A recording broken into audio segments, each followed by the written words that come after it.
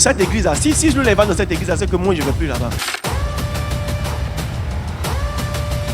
Comment devenir des brebis selon le cœur de Dieu? Il y a des attitudes qu'on appelle des attitudes non et des attitudes qu'on appelle des attitudes oui. Et si tu veux être une brebis, puisque le non est négatif, tu dois éviter d'être un non. N-O-N. Alors, N, le premier N, ou la première lettre du nom, c'est N. Et N veut dire neutre. Quelqu'un qui veut être une bonne brebis ne doit pas être neutre. Qu'est-ce que ça signifie être neutre? Ça signifie que ton engagement envers Christ n'est pas total. Tu es à moitié du monde et à moitié chrétien. Ça veut dire que quand il s'agit de pécher, tu pêches bien. Et quand tu viens à l'église aussi, tu loues bien. Donc, quand on te trouve à l'église, on a l'impression que tu es un saint. Mais ceux qui te connaissent au quartier, quand ils pensent à ce que tu as fait hier, et puis ils voient ton visage d'aujourd'hui, ils disent, Joe, sois sérieux. Et souvent, on entend dire, cette église-là, si je ne les vends dans cette église-là, c'est que moi, je ne vais plus là-bas. Vous savez, je vais vous dire quelque chose. Les pasteurs ont un devoir de patience. Personne ne réunit son enfant parce qu'il est dernier de classe. Mais il met tout en œuvre pour aider son enfant à améliorer ses résultats. Donc, ce que les gens disent, c'est vrai. Mais l'attitude du pasteur ne veut pas dire qu'il cautionne. Ça veut dire qu'il lui donne le temps de se repentir. Même Dieu dit, la Bible dit, il use de patience afin que tous parviennent à la repentance. Mais tu n'as pas le droit d'être un chrétien partagé. Vous savez, aucun pasteur n'a le pouvoir de changer quelqu'un. Il met devant toi la vie et il met devant toi la mort. Et c'est toi qui décides de changer. Et la grâce de Dieu te rejoint.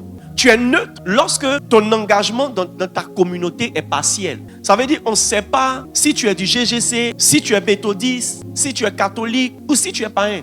Aujourd'hui, quand le pasteur va faire son plan, il ne peut pas te mettre dedans avec assurance. Quand ton patriarche va faire son programme, il ne peut pas te mettre dedans avec assurance. Pourquoi? Parce que ton comportement est trop libre. Le jour où on ne te voit pas à l'église ici dimanche, tu n'as pas dit à quelqu'un que je ne viendrai pas. Tu n'as pas demandé permission.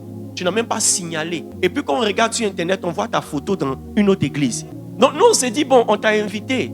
Ou bien vraiment, tu as choisi ta communauté. Mais 2 mois plus tard, tu reviens. Maintenant, tu te plains que pendant la période là, tu es parti, personne ne t'a cherché. On t'a cherché, on t'a trouvé quelque part. Vous savez, on ne lutte pas fidèle.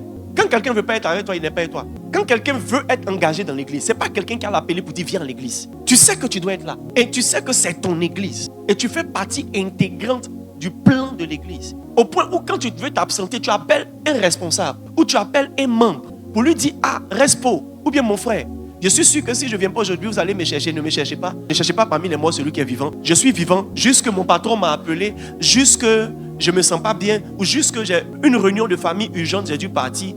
Mais ne vous inquiétez pas, je serai là dimanche prochain. Quand c'est comme ça, on sait que vraiment c'est un cas de force majeure qui a fait que tu n'es pas venu. Tu es loin des yeux, mais tu es près du cœur. Il y a des gens, quand ils sont loin des yeux, ils sont loin du cœur et loin de tout. Moi, j'ai une chose que j'observe pour voir si quelqu'un a vraiment choisi l'église comme son église. C'est quand tu n'es pas là physiquement. Est-ce que tu es là virtuellement? Ce que j'appelle virtuellement, est-ce que tu es sur les directs de l'église? Ou bien tu vas dans le groupe Telegram.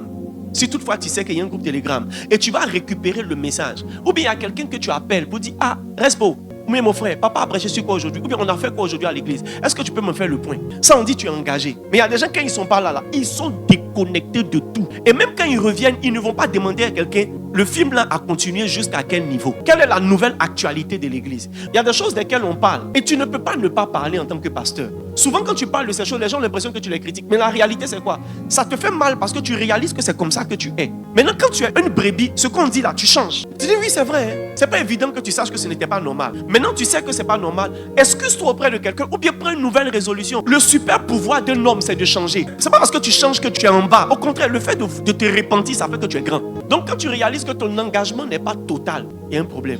Et il n'y a que les brebis qui peuvent tuer ce côté neutre en eux. Parce que si Dieu respecte ta liberté, le pasteur doit aussi respecter ta liberté. Tu as le droit de choisir, mon frère. Aujourd'hui, si tu viens me dire tu quittes l'église, moi, il a fait quoi? Il ne peut pas t'attacher. Il a te proposé quoi? Quelqu'un qui a déjà son cœur dehors. Il est déjà parti. Donc quand tu as causé avec lui, il va dire, va ici là. Attention. Yes. Je prie pour toi au nom de Jésus, que tu ne sois pas neutre.